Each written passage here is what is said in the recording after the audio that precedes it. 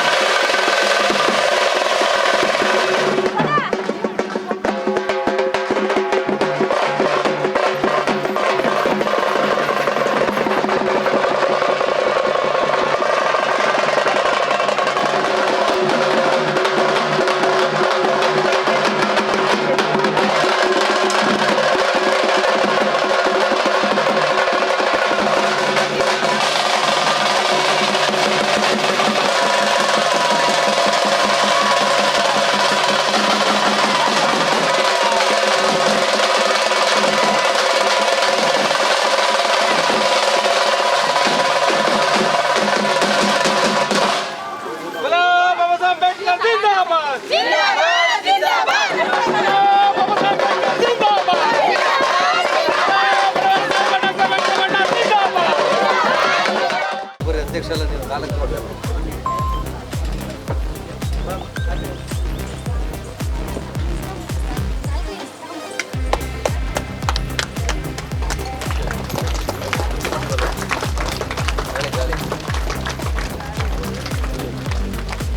ಕೊಡಮ್ಮ ಎಲ್ರಿಗೂ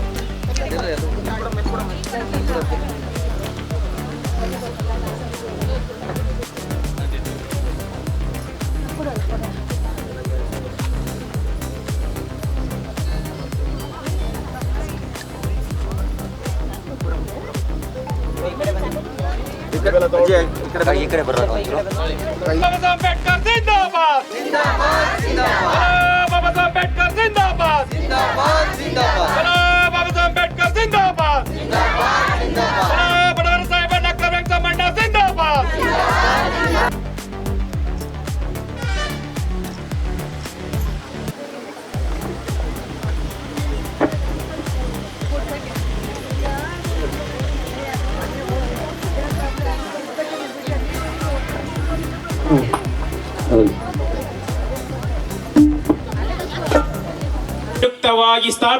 ವಿಧಿಯುಕ್ತವಾಗಿ ಸ್ಥಾಪಿಸಿ ಅದರ ಎಲ್ಲಾ ಪ್ರಜೆಗಳಿಗೆ ಈ ಕೆಳಗಿನ ಹಕ್ಕುಗಳಾದ ಸಾಮಾಜಿಕ ಆರ್ಥಿಕ ಮತ್ತು ರಾಜಕೀಯ ನ್ಯಾಯವನ್ನು ವಿಚಾರ ಅಭಿವ್ಯಕ್ತಿ ನಂಬಿಕೆ 1949 ನವೆಂಬರ್ ಮಾಹೆಯ 26ನೇ ದಿನಾಂಕದಂದು ನಾವಾಗಿ ನಾವೇ ಈ ಸಂವಿಧಾನವನ್ನು ಶಾಸನವನ್ನಾಗಿ ಸ್ವೀಕರಿಸಿ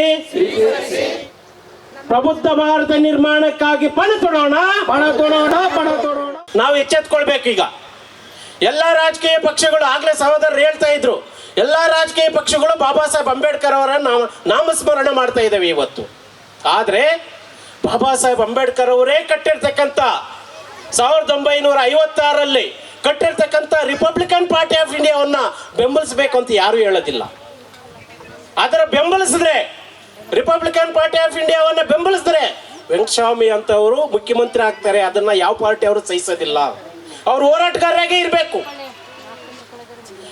ಬೀದಿಗಳಲ್ಲಿ ಹೋರಾಟನೇ ಮಾಡ್ತಾ ಇರಬೇಕು, ಬ್ಯಾನರ್ ಇಟ್ಕೋಬೇಕು, ಅಂಬೇಡ್ಕರ್ ಜೈ, ರಿಪಬ್ಲಿಕನ್ ಪಾರ್ಟಿ ಜೈ ಅಂತ ಹೇಳ್ತಾ ಇರಬೇಕು. ಇವ್ರೇನಾದ್ರೂ ಅಸೆಂಬ್ಲಿಗೆ ಬಂದ್ರೆ ನಾವು ಆಚೆ ಹೋಗ್ಬೇಕಾಗುತ್ತೆ ಅಂತ ಹೇಳ್ಬಿಟ್ಟು ಅವ್ರಿಗೆ ಒಂದು ಸಲ ಭಯ ಬರುತ್ತೆ.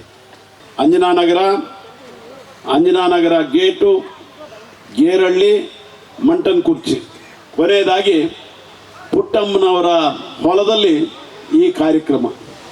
ಪುಟ್ಟಮ್ಮ ಅವ್ರ ಹೊಲ ಇದು, ಅವ್ರ ಮನೆ ಇಲ್ಲೇ ಇದೆ.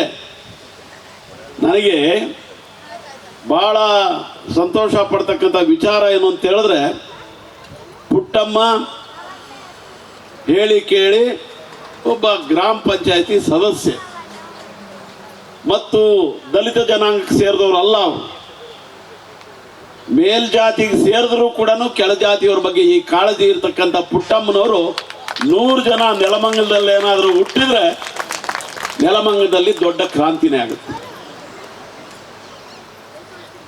ನನ್ನ ಹೊಲದಲ್ಲಿ ಮಾಡಿ ನೀವು ಈ ಕಾರ್ಯಕ್ರಮ ಅಂತೇಳಿ ದೊಡ್ಡತನ ತೋರಿಸಿದಾರಲ್ಲ, ಶೋಭಾ ಎಷ್ಟು ಮುಖ್ಯನೋ, ಚೈತ್ರ ಎಷ್ಟು ಮುಖ್ಯನೋ ಅಷ್ಟೇ ಪುಟ್ಟಮ್ಮ ಕೂಡ ಮುಖ್ಯ. ಇಲ್ಲಿ ಈ ಕಾರ್ಯಕ್ರಮ ಅವ್ರ ಹೊಲದಲ್ಲಿ ನಡೀತಾ ಇದೆ ಅಂತ ಹೇಳಿದ್ರೆ, ಇದು ನೆಲಮಂಗಲದ ಎಲ್ಲ ರಾಜಕಾರಣಿಗಳಿಗೂ ನಾಚಿಕೆ ತರಬೇಕು. ಎಲ್ಲ ರಾಜಕಾರಣಿಗಳಿಗೂ, ಎಲ್ಲ ಪಕ್ಷದ ರಾಜಕಾರಣ, ನಾನು ಒಬ್ರಿಗಂತ ಹೇಳಲ್ಲ. ಎಷ್ಟು ಜನ MLAಗಳು, ಎಷ್ಟು ಜನ ಜಿಲ್ಲಾ ಪಂಚಾಯತಿ ಮೆಂಬರ್ಗಳು ಹಾಲಿ ಮತ್ತು ನಾನು ಮುಂದೆ MLA ಆಗಬೇಕು ಅನ್ನೋರು ಈ ದೊಡ್ಡತನ ಬರ್ತದೆ ಹೇಳಿ? ಬರಲ್ಲ. ಅದಕ್ಕಾಗಿ ನಾನು ಪುಟ್ಟಮ್ಮ ಅವ್ರಿಗೆ ಮತ್ತು ಅವರ ಯಜಮಾನ ಮುನ್ರಾಜು ಅವ್ರು ಬಂದಿದ್ದಾರಾ? ಇರಲಿ. ಅವರಿಗೆ, ಅವ್ರ ಕುಟುಂಬಸ್ಥರಿಗೆ ಸಮತಾ ಸೈನಿಕ ದಳದ ಅಭಿನಂದನೆ ಹೇಳ್ತೀವಿ. ಬಾಬಾ ಸಾಹೇಬ್ ಅಂಬೇಡ್ಕರ್ ಅವರ ಆಶೀರ್ವಾದ ಅಂಥವ್ರ ಕುಟುಂಬದ ಮೇಲೆ ಸದಾ ಇರಲಿ ಅಂತೇಳಿ ಹಾರೈಸ್ತೀನಿ. ಶೋಭಾ ಎಂ ಒಬ್ಬ ಬ್ಯಾಂಕಲ್ಲಿ ನೌಕರಿ. ಆದರೆ ಸಮತಾ ಸೈನಿಕ ದಳದ ಜೊತೆಗೆ ಸಂಬಂಧ ಏನು, ಸಂಪರ್ಕ ಏನು, ಬೆಳವಣಿಗೆ ಏನು ಅಂತೇಳಿ ನೆಲಮಂಗಲ ತಾಲೂಕಿನ ಅನೇಕ ಜನರಿಗೆ ನಿದ್ದೆ ಕೆಡಿಸ್ತಾ ಇದ್ದಾರೆ. ಅವರು ಏನಿದು ಕತೆ ಈ ಅಮ್ಮಂದು ಅಂತೇಳಿ. ಅದಷ್ಟೇ ಅಲ್ಲ, ಈಕೆ ಏನಾದರೂ ಯಾವುದಾದ್ರೂ ರಾಜಕೀಯ ಪಕ್ಷಕ್ಕೆ ಹೋಗ್ಬೋದು ಅನ್ನೋದು ಕೂಡ ಭಾಳ ದೊಡ್ಡ ಚಿಂತೆ ಮಾಡ್ತಾ ಇದ್ದಾರೆ. ನಾನು ಅಂಥವ್ರಿಗೆ ಹೇಳೋದು ಒಂದೇ ಮಾತು, ಬ್ಯಾಂಕಲ್ಲಿ ನೌಕರಿಯಲ್ಲಿದ್ದುಕೊಂಡು ನೆಲಮಂಗಲದ ಬಡವರಿಗೆ 15,000 ಬ್ಯಾಂಕ್ ಖಾತೆ ತೆಗೆದು ಬ್ಯಾಂಕ್ಗೆ ಅವರು ಕೂಡ ಬರ್ಬೋದು ಅನ್ನೋ ಕೆಲಸ ಮಾಡಿದ್ರಲ್ಲ, ಇದಕ್ಕಿಂತ ದೊಡ್ಡ ಸಮಾಜ ಸೇವೆ ಬೇರೆ ಇಲ್ಲ. ಎಷ್ಟೋ ಜನ ಇಲ್ಲಿ ಕೂತಿರೋರು ಬ್ಯಾಂಕ್ ಮುಖಾನೇ ನೋಡಿರಲ್ಲ. ಬ್ಯಾಂಕ್ ಒಳಗೆ ಹೋದ್ರೆ ಅಸ್ಪೃಶ್ಯ ರೀತಿಯಲ್ಲಿ ಹೊರಗಾಗ್ತಾರೆ, ನಿಮ್ಗೇನಿಲ್ಲಿ ಕೆಲಸ ಅಂತೇಳಿ. ಅಂಥದ್ರಲ್ಲಿ ಅಂಥ ಗುಡಿಸಲು ನಿವಾಸಿಗಳಿಗೆ ಎಲ್ಲರೂ ಕೂಡ ಅಕೌಂಟ್ ಓಪನ್ ಮಾಡಿ ಅವ್ರಿಗೆ ಬ್ಯಾಂಕಿಂದ ದಕ್ಕಬಾದಂಥ ಹಣ ಇರಲಿ, ಲೋನ್ ಇರಲಿ, ಮತ್ತೊಂದು ಸೌಲಭ್ಯವನ್ನು ಕಲಿಸ್ಕೊಟ್ಟಿರುವಂಥ ಸಮಾಜ ಸೇವೆಯ ಹಿನ್ನೆಲೆಯಲ್ಲಿ ಸಮತಾ ಸೈನಿಕ ದಳಕ್ಕೆ ಅವರು ಬಂದಿದ್ದಾರೆ. ಡಾಕ್ಟರ್ ಎಂ ವೆಂಕಟರಮಣ್ಣನವರ ಹುಟ್ಟುಹಬ್ಬದ ಪ್ರಯುಕ್ತವಾಗಿ ಸರ್ಕಾರಿ ಶಾಲೆಯಲ್ಲಿ ಓದಿರುವಂತಹ ಮಕ್ಕಳಿಗೆ ಏನು ಅವರ ವಿದ್ಯಾಭ್ಯಾಸಕ್ಕೆ ಹಣದ ಸಹಾಯ ನೀಡುತ್ತಾ ಮತ್ತು ಅವರಿಗೆ ಉಚಿತ ಬ್ಯಾಗ್ ನೀಡುತ್ತಾ ಅವರನ್ನು ಪ್ರೋತ್ಸಾಹಿಸಿದಲ್ಲಿ ಮತ್ತೆ ನಾಗಸಂದ್ರ ನೇತ್ರ ಎಲ್ಲ ನಾಗರಿಕ ಬಂಧುಗಳಿಗೆ, ವಿಶೇಷವಾಗಿ ಮಾಧ್ಯಮದ ಸ್ನೇಹಿತರು ಬಹಳ ದೊಡ್ಡ ಪ್ರಚಾರ ಮಾಡ್ತಾ ಇದ್ದಾರೆ ಸಮತಾ ಸೈನಿಕ ದಳದ ಬಗ್ಗೆ.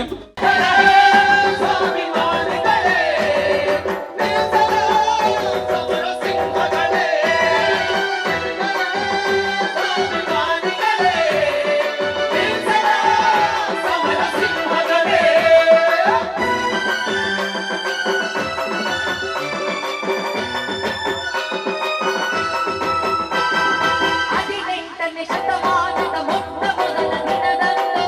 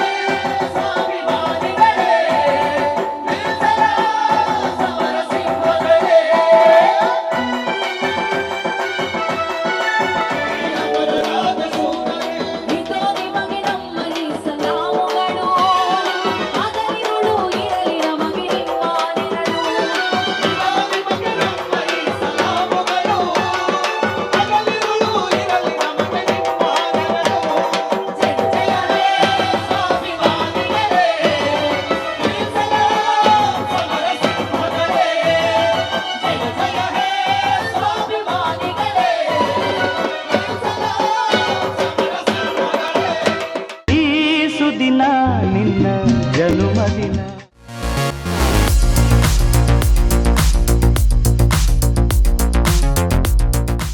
ಡಾಕ್ಟರ್ ಎಂ ವೆಂಕಟರಮಣನವರಿಗೆ happy birthday to you, happy birthday to you, happy birthday to you Venkataramana, happy birthday to you.